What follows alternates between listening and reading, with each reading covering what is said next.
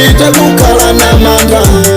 Akafika Desemba nimba shita kukala na manda. Akakwana Desemba nimba shita kukala na manda. Akafika Desemba nimba shita kukala na manda. Mwezi uno Desemba bantu wasinji ndiwo wambafa. Mwezi uno Desemba bantu wasinji ndiwo wambafa. Mwezi uno Desemba bantu wasinji ndiwo wambatwala. Mwezi uno Desemba bantu wasinji ndiwo wambatwala.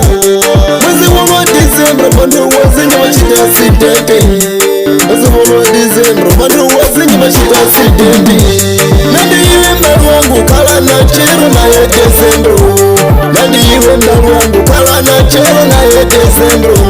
Nandi iwe shamwali kala na chero na ye Desemba. Nandi iwe shamwali kala na chero na ye Desemba. Nikakumbuka shamwali wangu adafa Desemba.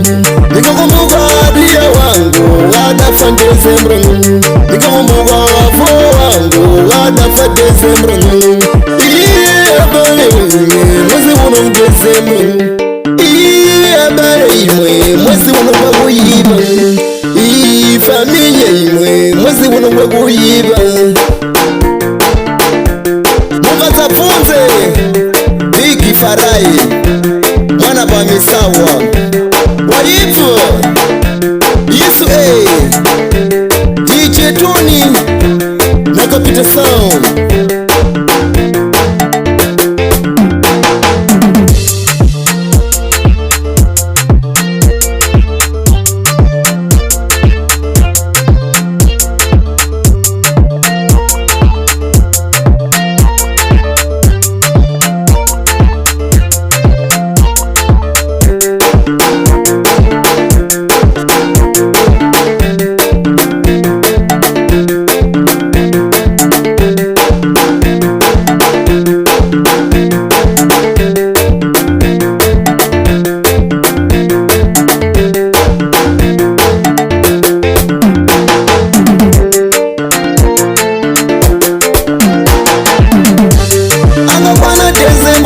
Shita kukala na manda.